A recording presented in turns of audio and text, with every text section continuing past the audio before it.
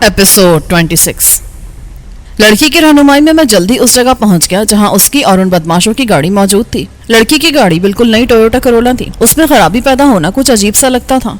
मैंने गाड़ी का बोनट खोला और जेब से पेंसिल टॉर्च निकालकर इंजन का जायजा लिया तो चौंक उठा। गाड़ी का डिस्ट्रीब्यूटर कैप गायब था। इसका मतलब यह था कि खराबी दानिस्ता की गई थी। यह खराबी ऐसी नहीं थी कि चलते चलते खुद ही हो जाए। जिस किसी ने भी कैप निकाला था लड़की को उसका इल्म था। इसका मतलब यह था कि असल मामला कुछ और था। मैंने ये जाहिर किए बगैर कि मैं लड़की की तरफ से शुबे में मुब्तला हो गया हूँ उससे कहा, गाड़ियों के मामले में तो मैं बिल्कुल अनाड़ी हूँ। मेरी समझ में नहीं आ रहा कि खराबी क्या हुई है। मैं तो सिर्फ ये देख रहा था कि बैटरी का कोई तार तो नहीं निकल गया। तार तो दोनों लगे हुए हैं। ऐसा करो अपनी गाड़ी यहीं छोड़ दो, सुबह मैं किसी मैकेनिक से कहकर गाड़ी मंगवा लूंगा। फिर हम दोनों गाड़ी में बैठे और मैंने गाड़ी आगे बढ़ा दी। रास्ते में मैंने उससे पूछा, हाँ अब बताओ असल बात क्या है। ये ख्याल रखना कि मैं सिर्फ और सिर्फ सच्ची बात सुनना पसंद करूंगा। मेरा लहजा इंतहाई सर्द था। जो हकीकत थी वो मैं आपको बता चुकी हूँ। लड़की ने भी सख्त लहजे में कहा, अगर आपको मेरी बात का यकीन नहीं है तो मुझे यहीं उतार दीजिए। उसकी आवाज़ गलूगीर हो गई। मैं इस किस्म की ड्रामेबाजियाँ रोज़ देखता था। ना जाने क्यों मेरी छठी हिस्स बार बार मुझे खतरे से आगाह कर रही थी। मैंने इस दफ़ा कदरे सख्त लहजे में कहा, मैं तुम्हें उस वक्त तक नहीं छोड़ूंगा जब तक मुझे हकीकत का इल्म नहीं हो जाता। मुझे अपने बाप का नाम पता बताओ ताकि मैं तुम्हें वहाँ छोड़ाऊँ। मेरी बात पर लड़की कुछ सरसीमा सी नजर आने लगी, मगर दूसरे लम्हे वो संभल कर बोली, आपने गुंडों से मुझे बचाया, आपका बहुत बहुत एहसान है मेरे ऊपर। अब एक एहसान और कीजिए, मुझे किसी ऐसी जगह ड्रॉप कर दीजिए जहां से मुझे बासानी सवारी मिल जाए। मैं नहीं चाहती कि कल के अखबार में मेरे नाम के साथ साथ मेरे बाइज्जत बाप का नाम भी शाया हो। सारा शहर उन्हें जानता है। फिर अखबार वालों से अल्लाह बचाए वो इस वाक़े को ना जाने क्या रंग दे दें। मैं उसकी हठधर्मी पर झंझला गया। ठीक है, अभी मैं तुम्हें अपने फ्लैट पर लिए चलता हूँ। सुबह देखा जाएगा कि मैं तुम्हारे लिए क्या कर सकता हूँ। तुम होश में तो हो? लड़की आपसे तुम पर आ गई। मेरे एक इशारे पर तुम हवालात में होगे और जमानत भी नहीं हो सकेगी। माय डियर, मेरी बात गौर से सुनो। मैंने तंज़िया अंदाज में कहा, तुम्हारे बाइज्जत बाप का शहर के जिस थाने में सबसे ज़्यादा असर हो मैं तुम्हें वहीं लिए चलता हूँ। फिर अगर मैंने तुम्हें वहाँ की हवालात की हवा ना खिला दी तो कहना। मैंने उसे धमकी दी। फिर वो मुझे धमकियां देती रही, मगर मैं खामोशी से ड्राइविंग करता रहा। थोड़ी देर बाद मैंने अपने फ्लैट के पार्किंग एरिया में गाड़ी खड़ी की और लड़की की कलाई मजबूती से पकड़ ली। फिर मैं सफाक लहजे में बोला, जरा सी भी आवाज़ निकालने की कोशिश मत करना, वरना मेरी पैंट की बाएं जेब में रिवॉल्वर मौजूद है और वो बेआवाज़ चलता है। मैं जेब के अंदर से ही फायर कर दूंगा और तुम्हें यहीं ढेर कर दूंगा। तुम मुझसे अच्छी तरह वाकिफ नहीं हो। इससे पहले मैं 11 खूबसूरत लड़कियों का खून कर चुका हूँ, समझी। मैंने उसे दहशतज़दा करना चाहा। वो वाकई दहशतज़दा हो गई और किसी मामूल की तरह मेरे साथ साथ सीढ़ियाँ चढ़ने लगी। फ्लैट के दरवाजे पर पहुंचकर मैंने एहतियातन कान लगाकर अंदर की सुनगुन लेने की कोशिश की, क्योंकि मामला बेलमंडू जैसे बदमाश का था। मुमकिन है उसके आदमी मेरा सुराग लगाकर वहां छुपे बैठे हों। फिर मैंने चाबी निकालकर बहुत आहिस्तगी से की होल में लगाई और बेआवाज तरीके से दरवाज़ा खोल दिया। एहतियातन मैंने लड़की के मुँह पर हाथ रख दिया था। फ्लैट में कोई भी नहीं था। मैंने अचानक लाइट रोशन की और खुद फुर्ती से एक सोफे की आड़ में हो गया, मगर वहां कोई मौजूद नहीं था। लड़की मेरी एक एक हरकत बगौर देख रही थी। वो खिलखिलाकर हंसती। आप तो बुज़दिली की हद तक मोहतात हैं, इस पर तुर्रा कि खुद को रुस्तम जमा समझते हैं। उसकी ये बात मुझे नागवार गुजरी। मैंने कोई जवाब दिए बगैर दरवाजा लॉक किया और चाबी जेब में डालकर दबे पांव दूसरे कमरों की भी तलाशी ले डाली। किचन, बाथरूम्स, टेरेस, स्टोर, एक एक जगह देखने के बाद मैं मुतमईन होकर वापस ड्राइंग रूम में आ गया। फिर मैं उस कैबिनेट की तरफ बढ़ा जहाँ शराब की बोतलें रखी थी।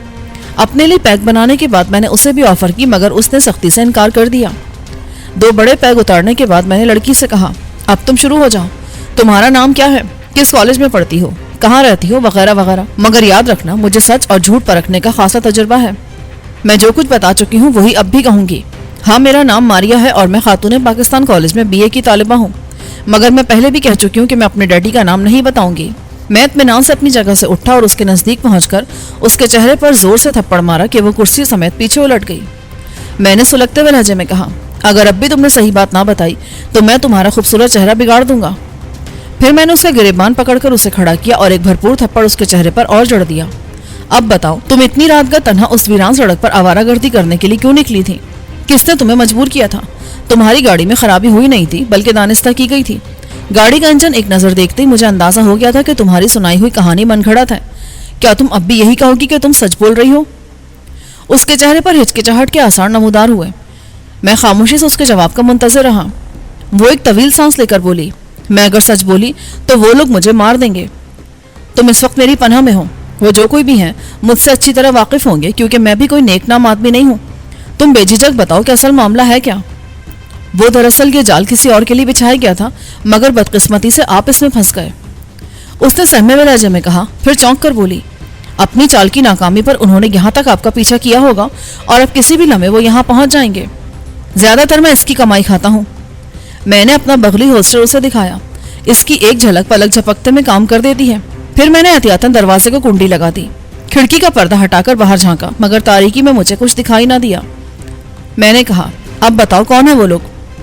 وہ سیٹھ ظفر کے آدمی ہیں. انہوں نے ملک کے معروف صنعتکار رزاق بھائی کے بیٹے اکبر کو اغوا کرنے کا منصوبہ بنایا تھا. اکبر بھی روزانہ اسی وقت ہوٹل سے واپسی پر اسی راستے سے گزرتا ہے. اس کے پاس بھی ڈارک گرین مارک 2 ہے. جہاں آپ کو روکا گیا اس سے پہلے ایک چوراہے پر سیٹھ ظفر کے آدمی موجود تھے. انہوں نے سگنل دیا تھا کہ شکار آ رہا ہے. وہ لوگ شاید گاڑی سے دھوکا کھا گئے. پھر انہیں اکبر کی طرف سے اتنی مزاحمت کی امید بھی نہیں تھی, اسی لیے وہ زیادہ محتاط بھی نہیں تھے. اس نے تفصیل بتا کر میری طرف دیکھا. میں اچھی طرح جانتا تھا کہ سیٹھ ظفر بین الاقوامی سطح کا اسمگلر اور بدماش تھا. اس سے مخالفت مول لینا ایسا ہی تھا جیسے آدمی اپنی موت کے پروانے پر دستخط کر دے. وہ نہ صرف منشیات کا بہت بڑا اسمگلر تھا بلکہ کئی سیاسی قتل بھی اس کے کھاتے میں تھے. آج کل وہ موجودہ حکومت کا خاص آدمی تھا. دوسرے غیر قانونی دھندوں کے علاوہ وہ لوگوں کو سود پر بھاری رقمیں قرض بھی دیتا تھا مگر رقم وصول کرنے کے سلسلے میں وہ بہت سخت تھا. اس کا پیسہ کھا کر آدمی پاتال میں بھی نہیں چھپ سکتا تھا. وہ اس سلسلے میں ایک ڈیڈ لائن مقرر کرتا تھا. پھر اس کے گرگے اس آدمی کو دنیا کے کسی بھی سرے سے اغوا کر کے اس کے سامنے پیش کر دیتے تھے. ہو گئے نا خوفزدہ ظفر کا نام سن کر؟ اب بولے. کیا اب بھی آپ یہ کہیں گے کہ میں محفوظ ہوں؟ اکبر اس وقت کہاں ہوگا؟ وہ ہالیڈے ان میں ہوگا. میں نے دبنگ لہجے میں کہا. میں تو عرصے سے اس کے ساتھ 2 ہاتھ کرنے کا خواہش مند ہوں. اب تمہاری وجہ سے اپنی حسرت بھی پوری کر لوں گا. پھر اچانک میں خیال کے تحت چونک اٹھا. تم یہی رہو, میں ابھی آتا ہوں. انہیں اپنی غلطی کا احساس ہوا ہوگا تو وہ دوبارہ اکبر کی طاق میں بیٹھ گئے ہوں گے. میرے خیال میں تم سے زیادہ ان کے لیے اکبر اہم ہے. یہ کہہ کر میں جلدی جلدی کوٹ پہننے لگا. وہ ایک بار پھر خوفزدہ ہو گئی. نہیں, میں یہاں کے لیے نہیں رہوں گی. تم بیڈ روم کا دروازہ اندر سے لاک کر لو. یہ دروازہ میں باہر سے لاک کر کے جاؤں گا. جب تک تم میری آواز نہ سنو دروازہ مت کھولنا. پھر میں کچھ سوچ کر بولا. مگر تمہیں یہ سب کرنے کی بھی ضرورت نہیں ہے. بالفرض وہ لوگ یہاں آ بھی گئے تو تم بہت اطمینان سے انہیں یہ بتا دینا کہ وہ مجھے اٹھا لایا تھا اور اس نے مجھے یہاں قید کر رکھا ہے. آپ کیا سمجھتے ہیں کہ میں ان کے گروہ کے لیے کام کرتی ہوں؟ اس نے افسردہ لہجے میں کہا. مجھے بھی وہ لوگ بلیک میل کر رہے ہیں اور آج پہلی دفعہ انہوں نے مجھ سے یہ کام لیا ہے, ورنہ اب تک تو وہ نقد رقم ہی لیتے رہے ہیں. میں سمجھی تھی کہ آپ مجھے ان لوگوں سے چھٹکارا دلا دیں گے مگر آپ تو خود ہی مجھ سے جان چھڑانے کے چکر میں ہیں. پھر تم وہی کرو جو میں نے کہا ہے. یہ کہہ کر میں فلیٹ سے باہر نکلا اور دروازہ باہر سے لاک کر کے سیڑھیوں کی طرف بڑھ گیا. میں نہایت محتاط انداز میں نیچے پہنچا اور اپنی گاڑی استعمال کرنے کے بجائے کوئی دوسری گاڑی استعمال کرنے کا فیصلہ کیا. مین روڈ پر پہنچ کر مجھے گاڑی دکھائی دی. میں نے اسے روکنے کے لیے زور زور سے ہاتھ ہلانا شروع کر دیا. وہ میرے قریب آ کر رک گئی. میں نے دیکھا ڈرائیونگ سیٹ پر ایک ادھیڑ عمر کا آدمی بیٹھا تھا. اس نے کھڑکی میں سے جھانک کر پوچھا. کیا بات ہے؟ میری گاڑی خراب ہو گئی ہے. آپ مجھے کسی ایسی جگہ ڈراپ کر دیں جہاں سے مجھے کوئی سواری مل جائے تو آپ کی بہت مہربانی ہوگی. میرا لہجہ خوش آمدانہ تھا. میں نیو ٹاؤن تک جا رہا ہوں, وہاں سے شاید تمہیں کوئی ٹیکسی مل سکے. یہ کہہ کر اس نے اگلا دروازہ کھول دیا. میں جھپٹ کر گاڑی میں جا بیٹھا. وہ نہایت کمگو شخص تھا یا پھر اجنبیوں سے بے تکلف ہونے کا عادی نہیں تھا. سارے راستے وہ چپ رہا. میرے پاس اتنا وقت نہیں تھا. اب بھی امید کمی تھی کہ اکبر ظفر کے آدمیوں سے بچ گیا ہوگا. ایک چانس صرف یہ تھا کہ وہ اب تک ہوٹل سے ہی نہ نکلا ہو. اچانک مجھے ایک ترکیب سوچ گئی. میں بہت اعتماد سے نیو ٹاؤن کے تھانے میں داخل ہوا. وہاں ایک حوالدار بیٹھا اونگ رہا تھا. میں نے کچھ کہے بغیر اس کے سامنے رکھا ہوا فون اپنی طرف کھسکایا اور ہوٹل کے نمبر ڈائل کیے. سلسلہ ملنے پر میں نے انتہائی باوقار لہجے میں کہا. مجھے مسٹر اکبر بندوق والا سے بات کرنی ہے. Hold on please. دوسری طرف سے کسی نے مؤدب لہجے میں جواب دیا. میں عالم اضطراب میں ریسیور تھامے کھڑا رہا. تھوڑی دیر بعد فون پر ایک بھاری بھرکم آواز سنائی دی. یس, اکبر اسپیکنگ. میں نے سکون کا سانس لیا. گویا اب تک وہ ظفر کے آدمیوں سے محفوظ تھا. مسٹر اکبر, میری بات غور سے سنو. میں تمہارے لیے اجنبی ہوں لیکن تمہارا ہمدرد ہوں. تم خطرے میں ہو. اس وقت تک ہوٹل سے باہر مت نکلنا جب تک میں وہاں نہ پہنچ جاؤں. میری بات سمجھ رہے ہو نا؟ لیکن تم ہو کون اور مجھے کیا خطرہ ہے؟ اس نے الجھے ہوئے لہجے میں کہا. اس کی آواز خمار آلود تھی. میں نے کہا نا میں تمہارا ہمدرد ہوں. تمہارے والد کے مجھ پر بہت احسانات ہیں, بس انہی کے ناطے میں تمہیں خطرے سے بچانا چاہتا ہوں. ظفر کے آدمی تمہاری طاق میں ہیں. میں نے جلدی جلدی بات پوری کی تاکہ وہ فون بند نہ کر دے. دوسری طرف سناٹا سا چھا گیا. میں سمجھا شاید اس نے فون بند کر دیا مگر چند لمحوں بعد اکبر کی گھبرائی ہوئی آواز سنائی دی. لیکن وہ تو میں. اچھا, میں یہی ہوں, تم آ جاؤ. میں نے ریسیور رکھا تو حوالدار ہونقوں کی طرح میرا منہ تک رہا تھا. چونکہ میں نے تمام گفتگو انگریزی میں کی تھی اسی لیے سوائے ظفر کے نام کے وہ کچھ بھی نہ سمجھ سکا. میں اسے حیران پریشان چھوڑ کر تھانے سے باہر نکل آیا. اب مجھے عجلت نہیں تھی. مجھے اطمینان تھا کہ جب تک میں وہاں نہیں پہنچ جاؤں گا اکبر وہاں سے نکلنے کی جرات نہیں کرے گا. 2:30 بج رہے تھے. سڑک پر ہو کا عالم تھا. میں پیدل ہی ایک طرف چل دیا. میں تھوڑی ہی دور چلا تھا کہ سڑک کسی گاڑی کی ہیڈ لائٹ سے روشن ہو گئی. میں نے گھوم کر دیکھا. کوئی گاڑی تیزی سے میری ہی طرف آ رہی تھی. میں سڑک کے بیچ میں کھڑا ہو کر ہاتھ ہلانے لگا تاکہ ڈرائیور دور سے مجھے دیکھ لے. گاڑی نے میرے نزدیک آ کر بریک لگائے تو مجھے یہ جان کر شدید مایوسی ہوئی کہ وہ پولیس کی موبائل وین تھی. وین میں انسپیکٹر نعیم تھا. عام پولیس افسروں کے برعکس وہ خاصا محنتی اور دیانتدار پولیس والا تھا. وہ اس حلیے میں مجھے پہچان نہ سکا. میری گاڑی خراب ہو گئی ہے. مجھے فوری طور پر ہالیڈین پہنچنا ہے. تم میری کچھ مدد کر سکتے ہو آفیسر؟ میں نے انگلش میں کہا. ایسی بھی کیا ایمرجنسی ہے صاحب؟ اس نے ہنس کر کہا. ایمرجنسی ہے. وہاں میرا ایک دوست ہے. ابھی وہاں سے فون آیا کہ اس کی طبیعت اچانک بگڑ گئی ہے. وہ ہارٹ پیشنٹ ہے. ممکن ہے اسے دل کا دورہ پڑا ہو. ایسی بات ہے تو گاڑی میں بیٹھ جائیں. اس نے کہا تو میں جھپٹ کر گاڑی میں سوار ہو گیا. میرا ذہن تیزی سے کام کر رہا تھا. ہوٹل پہنچنے تک میں ایک منصوبہ بنا چکا تھا. وہاں پہنچ کر میں نے نعیم سے کہا آفیسر جہاں اتنی مدد کی ہے تھوڑا سا ثواب اور کما لو. 5 منٹ یہاں رک کر میرا انتظار کر لو. ممکن اسے اسپتال لے جانا پڑے. ٹھیک ہے میں یہاں انتظار کیے لیتا ہوں. نعیم نے رضامندی ظاہر کی. میں تقریباً دوڑتا ہوا ہوٹل میں داخل ہوا. اس دوران میں نے آس پاس کا جائزہ لیا تھا مگر مجھے وہاں کوئی مشتبہ شخص دکھائی نہیں دیا. ظفر کے بیشتر آدمیوں کو میں جانتا تھا. اکبر اضطراب کے عالم میں ٹہل رہا تھا. مجھے اس نے اجنبی نگاہوں سے دیکھا. میں نے جلدی سے کہا کہ ابھی میں نے تمہیں فون کیا تھا. پھر میں نے اسے مختصراً سمجھایا کہ تم یوں ظاہر کرو کہ تمہیں دل کا دورہ پڑا ہے. میں یہاں سے تمہیں پولیس وین میں لے جاؤں گا. اب تم میرا سہارا لے لو بلکہ میں تمہیں اٹھا کر وین تک لے جاتا ہوں. پہلے تو اس نے انکار کیا پھر بمشکل تمام راضی ہو گیا. میں نے اسے کندھے پر لٹکایا اور باہر آ گیا. ویٹرز حیرت سے ہم دونوں کو دیکھ رہے تھے. میں نے وین کی طرف بڑھتے ہوئے کہا سوری آفیسر تمہیں ایک اور زحمت کرنا پڑے گی. اسے کارڈیو پہنچانا ہے. کوئی بات نہیں جناب میں ابھی آپ کو اسپتال پہنچا دیتا ہوں. آپ انہیں پچھلی سیٹ پر لٹا دیں. نعیم کے ساتھ جو سپاہی تھے انہوں نے اکبر کے لیے جگہ خالی کر دی. وہ آنکھیں بند کیے گہرے گہرے سانس لے رہا تھا. اس کے سوتے ہوئے زرد چہرے نے اس کی اداکاری میں حقیقت کا رنگ بھر دیا تھا. وین آنن فانن جن اسپتال پہنچ گئی. گاڑی دیکھتے ہی 2 وارڈ بوائے تیزی سے ٹرالی لیے وین تک پہنچ گئے. میں نے اکبر کو اسٹریچر پر ڈالا اور نعیم کا شکریہ ادا کیا. وارڈ بوائے اسٹریچر لے کر اندر چلے گئے تو نعیم بھی رخصت ہو گیا. اس کے جاتے ہی میں اندر کی طرف دوڑا. وارڈ بوائے اسے انٹینسو کیئر یونٹ کی طرف لے کر جا رہے تھے. میں نے ان کے قریب پہنچ کر جیب سے 100 کے 2 نوٹ نکالے اور انہیں تھما دیے. وہ تشکر آمیز انداز میں مجھے دیکھنے لگے اور سمجھے کہ شاید میں مریض کی خصوصی نگہداشت کے لیے انہیں پیسے دے رہا ہوں. میں نے ان کی حیرت دور کرنے کے لیے کہا یہ دل کا مریض نہیں ہے. دراصل ہمیں پولیس والوں نے پکڑ لیا تھا. ان سے جان چھڑانے کے لیے ہمیں یہ ڈرامہ کرنا پڑا. میں نے یہ کہا تو اکبر پھرتی سے اٹھ بیٹھا اور چھلانگ مار کر اسٹریچر سے کود گیا. دونوں وارڈ بوائز حیرت زدہ انداز میں کبھی مجھے اور کبھی اکبر کو گھور رہے تھے. اکبر فوراً باہر کی طرف چل دیا. میں نے اس کا ہاتھ پکڑا اور کہا زیادہ پھرتی دکھانے کی ضرورت نہیں ہے. ممکن ہے وہ لوگ ہمارا پیچھا کرتے ہوئے یہاں تک پہنچ گئے ہوں. میں اکبر کا ہاتھ پکڑ کر انتہائی محتاط طریقے سے باہر نکلا. اسی وقت ایک ٹیکسی کسی مریض کو لے کر آئی تھی اور اب ڈرائیور اسے بیک کر رہا تھا. میں نے آواز دے کر ٹیکسی روک لی اور اکبر سے کہا کہ تم اسی اندھیرے گوشے میں کھڑے رہو. میں ٹیکسی لے کر یہیں آتا ہوں. میں تیزی سے چلتا ہوا ٹیکسی کے پاس پہنچا اور ڈرائیور سے گلشن اقبال چلنے کو کہا. میں اسے اکبر تک لے کر آیا اور ہم سیٹ پر یوں بیٹھ گئے کہ باہر سے دیکھنے والوں کو نظر نہیں آ سکتے تھے. ٹیکسی تیز رفتاری سے گلشن کی طرف روانہ ہو گئی. راستے میں اکبر نے مجھ سے بات کرنا چاہی مگر میں نے اسے اشارے سے خاموش کرا دیا. اپنے فلیٹ سے 1 بلاک پہلے ہی میں نے ٹیکسی چھوڑی اور پیدل فلیٹ کی طرف بڑھا. میں نے ڈور بیل بجائی تو اندر سے ماریا کی سہمی ہوئی آواز سنائی دی. کون ہے؟ میں ہوں. میری آواز سنتے اس نے دروازہ کھول دیا اور میرے ساتھ اکبر کو دیکھ کر چونک اٹھی. میں نے اس سے کہا کہ پہلے ہمیں گرما گرم کافی پلاؤ پھر بیڈ روم میں جا کر سو جاؤ. ہم دوسرے بیڈ روم میں سو جائیں گے. وہ یوں کچن کی طرف بڑھ گئی گویا برسوں سے یہیں رہتی ہو اور ہم اس کے مہمان ہوں. وہ ہمیں کافی دے کر چپ چاپ بیڈ روم کی طرف چلی گئی. اس کے جانے کے بعد میں نے اکبر سے پوچھا ہاں اب بتاؤ ظفر کے آدمی تمہیں کیوں اغوا کرنا چاہتے ہیں؟ وہ تھوڑا سا ہچکچایا پھر دھیمے لہجے میں بولا آپ کو شاید میری بات کا یقین نہ ہے. میں نے ظفر سے بھاری رقم ادھار لی تھی.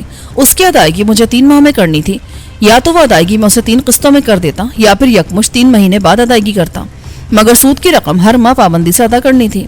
میں سود کی رقم تو ادا کرتا رہا مگر اصل رقم کی ادائیگی کے لیے 3 ماہ بعد کی تاریخ دے دی. مجھے نہیں معلوم تھا کہ 3 ماہ کی مدت آج دوپہر 12 بجے ختم ہو چکی ہے. مگر تمہیں ادھار لینے کی کیا ضرورت پیش آ گئی؟ تم تو خود کروڑ پتی باپ کے بیٹے ہو.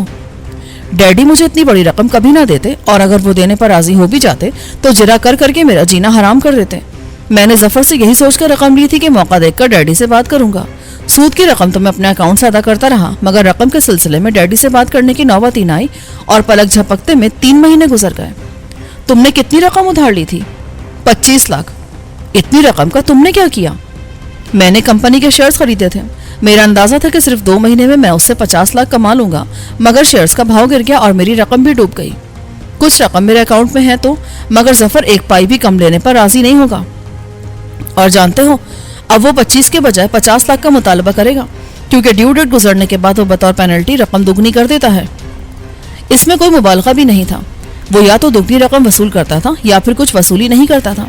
इस सूरत में वो मकरूज को ठिकाने लगा देता था।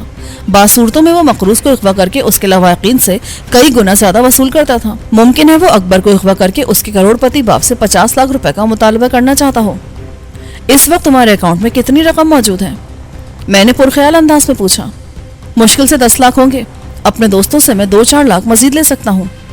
तुम 15 लाख मुझे दे दो और बेफिक्र हो जाओ, मैंने बदले हुए लहजे में कहा, वरना दूसरी सूरत में इतनी ही रकम मुझे जफर से भी मिल जाएगी। दरअसल जफर और अकबर दोनों मुल्क दुश्मन सरगर्मियों में मसरूफ थे और दोनों के नाम वडेरे अहमद बख्श की लिस्ट में शामिल थे। दोनों पाकिस्तान की जड़ें खोखली कर रहे थे और मैं इन दोनों को नुकसान पहुंचाना चाहता था, वरना पैसा मेरा मसला नहीं था। मैं सिर्फ उन दोनों को ये जताना चाहता था कि अब वो मनमानी नहीं कर सकते। वो मुझे हैरत ज़दा अंदाज में देखने लगा, फिर बोला, नहीं नहीं, आप मुझसे मजाक कर रहे हैं। मैं भला क्यों मजाक करूंगा तुमसे? मैंने इतनी भागदौड़ इसलिए तो नहीं की कि तुम्हें इत्मीनान से तुम्हारे घर पहुंचा दूं, और फर्ज करो मैंने अगर ऐसा कर भी दिया तो तुम क्या समझते हो जफर तुम्हें माफ कर देगा? वो तुम्हें जमीन की तह से भी खोद निकालेगा। वो सहमे हुए अंदाज में मुझे देखने लगा, फिर थूक निकल कर बोला, तुम कहीं जफर के आदमी तो नहीं हो? जफर का आदमी होता तो अब तक तुम बात करने के काबिल ना रह गए होते। जल्दी फैसला कर लो, तुम क्या चाहते हो? मुझे 15 लाख तुम दोगे या मैं जफर से बात करूं? वो थोड़ी देर तक पलके झपकाए बगैर मुझे घूरता रहा, फिर तवील सांस लेकर बोला, ठीक है, मैं तुम्हें 15 लाख दे दूंगा, मगर इसके लिए मुझे चंद दिन की मोहलत दरकार होगी। मेरी तरफ से तुम्हें 1 हफ्ते की मोहलत है, मगर जो कुछ करना है यहीं से करना। बाहर जाने की सूरत में तुम्हारी हिफाजत मेरी जिम्मेदारी नहीं होगी। वो एक मर्तबा फिर सोच में पड़ गया, फिर थके थके अंदाज में बोला, ठीक है, मैं 10 लाख का चेक तो तुम्हें कल ही दे दूंगा, बकिया रकम 3 दिन तक दे सकूंगा। अब तुम इत्मीनान से सो जाओ, मैंने उससे कहा और लाइट ऑफ कर दी। मैं सुकून से सोचना चाहता था कि जफर से अकबर को फिलहाल कैसे बचाया जाए। फिर मैंने तय कर लिया कि रकम वसूल करके उसे जफर के हवाले कर दूंगा और उससे भी कुछ रकम ले लूंगा। फिर जफर जाने और अकबर। मुझे उम्मीद थी कि अकबर का करोड़पति बाप 50 लाख जफर को जरूर अदा कर देगा, क्योंकि अकबर उसका इकलौता बेटा था। यही सोचते सोचते मेरी आंख लग गई। दूसरी सुबह मेरी आंख खुली तो किचन से प्यालियों के खनकने की आवाज आ रही थी। मैं समझ गया कि मारिया किचन में मसरूफ है। अकबर मेरे नजदीकी कालीन पर सो रहा था, उसके जिस्म पर कंबल था, मैं भी कंबल में लिपटा हुआ था। शायद रात में मारिया किसी वक्त हमें कंबल उड़ा गई थी। मैं बाथरूम चला गया, वहां से शेव करके और नहा धोकर बाहर निकला तो अकबर भी बेदार हो चुका था और मारिया डाइनिंग टेबल पर नाश्ते का सामान रख रही थी। उसे काम करता देखकर घरदारी का लुत्फ आ गया। थोड़ी देर बाद अकबर भी तैयार होकर आ गया। अब उसकी निगाहों में मेरे लिए वो एहतराम नहीं था जो गुज़िश्ता रात की गुफ्तगू से कबल था। उसके सामने मैं मारिया से कोई बात नहीं करना चाहता था, इसीलिए नाश्ते से फारिग होकर मैं बेडरूम में चला गया। थोड़ी देर बाद मारिया भी कॉफी लिए वहीं आ गई। मैंने उससे पूछा, मेरी समझ में एक बात नहीं आई, तुम्हारे वालिदैन लाख आज़ाद ख्याल सही, मगर तुम्हारे रात भर गायब रहने से उन्हें परेशानी नहीं होगी? आपको बड़ी देर बाद ही ख्याल आया। दरअसल मम्मी और डैडी 2 महीने के लिए स्टेट्स गए हैं। घर में सिर्फ मुलाजमीन हैं और उन्हें मालूम है कि रात मैंने अपनी सहेली अफशा के घर गुजारी है, क्योंकि मैंने रात ही उन्हें यहाँ से फोन पर इत्तला दे दी थी। अच्छा, मैं तवील सांस लेकर रह गया। तुमने ये भी नहीं बताया कि वो लोग तुम्हें क्यों ब्लैकमेल कर रहे हैं और अब तक तुमसे कितनी रकम वसूल कर चुके हैं।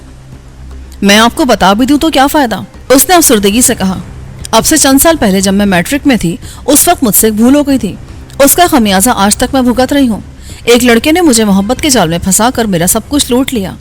फिर एक दिन मुझे पता चला कि उसने मेरी काबिल एतराज़ तस्वीरें भी बनाई थी। वो तस्वीरें अब जफर के पास हैं, क्योंकि वो लड़का भी जफर के लिए काम करता है। मुझसे क्या चाहती हो तुम? मैंने सर्द महरी से पूछा। आप मुझे उन लोगों के चुंगल से छुड़ा दें, मैं जिंदगी भर आपका एहसान नहीं भूलूंगी। मारिया बीबी, एहसान से पेट तो नहीं भरता ना। तुम्हारे एहसानमंद रहने से मुझे भला क्या फायदा होगा? मैंने खुदगर्जी का मुजाहरा किया। मैं ये सब कुछ अकबर को सुनाने के लिए कह रहा था ताकि वह मुझसे मजीद दहशतज़दा हो जाए। मारिया ने इस बात को संजीदगी से लिया और सर्द लहजे में बोली, کیا چاہتے ہیں آپ؟ میں تو آپ کو بہت شریف آدمی سمجھی تھی، مگر آپ بھی ظفر سے کم نہیں ہیں۔ ظفر سے کم ہوتا تو تمہیں اپنے پاس روکنے کی جرت نہیں کرتا۔ رہی یہ بات کہ میں کیا چاہتا ہوں تو یہ بھی سن لو، تصویریں میں نیگیٹو واپس لانے کے صرف 1 لاکھ روپے لوں گا۔ اب تم گھر چلی جاؤ۔ ظفر اگر پوچھے تو کہہ دینا کہ جس آدمی پر ان لوگوں نے اکبر کے دھوکے میں حملہ کیا تھا وہ مجھے گھر چھوڑ گیا ہے۔ میرا نام اسے مت بتانا یا کوئی بھی فرضی نام بتا دینا۔ تھوڑی دیر بعد وہ تیار ہو کر فلیٹ سے باہر نکل گئی۔ اس کے جانے کے بعد میں نے اکبر سے کہا، تم یہی رہنا، میں 1-2 ضروری کام نمٹا کر ابھی آتا ہوں۔ یہاں سے فرار ہونے کی کوشش مت کرنا، ورنہ اپنے گھر پہنچنے کے بجائے ظفر کے بنگلے پر پہنچ جاؤ گے۔ پھر میں فلیٹ سے باہر نکل آیا اور محتاط انداز میں ادھر ادھر دیکھتا ہوا اپنی گاڑی کی طرف بڑھ گیا۔ وہاں کوئی بھی ایسا شخص نہیں تھا جس پہ ظفر کا آدمی ہونے کا شبہ ہوتا۔ میں نے گاڑی پارکنگ لاٹ سے باہر نکالی اور ٹیلی فون بوتھ کے سامنے آ کر رک گیا۔ وہاں سے میں نے اکبر کے والد کو فون کیا اور آواز کو خوفناک بنا کر بولا، رزاق بھائی، آپ کا بیٹا اس وقت ہمارے قبضے میں ہے۔ اگر اس کی زندگی عزیز ہے تو 50 لاکھ روپے ادا کر دو اور اسے چھڑا لو۔ میں آدھے گھنٹے بعد پھر کال کروں گا، اس وقت مجھے بتا دینا کہ تم پیسے دے رہے ہو یا نہیں۔ یہ کہہ کر میں نے فون بند کر دیا۔ پھر وہاں سے نکل کر میں ایک اور فون بوتھ پر پہنچا اور ظفر کے نمبر ڈائل کیے۔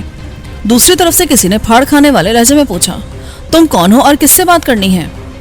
مجھے غصہ تو بہت آیا مگر میں برداشت کر گیا اور نرم لہجے میں بولا، میں کوئٹہ سے بول رہا ہوں، مجھے ظفر صاحب سے بہت ضروری بات کرنی ہے۔ تھوڑی دیر بعد ظفر کی آواز سنائی دی۔ آواز اور انداز گفتگو سے ہرگز یہ معلوم نہیں ہوتا تھا کہ وہ کسی بدماش کی آواز ہو سکتی ہے۔ میں نے پورا اعتماد لہجے میں کہا، سیٹھ صاحب، مجھے صرف یہ کہنا ہے کہ اکبر میرے قبضے میں ہے، اگر وہ تمہیں چاہیے تو مجھ سے سودے بازی کر لو۔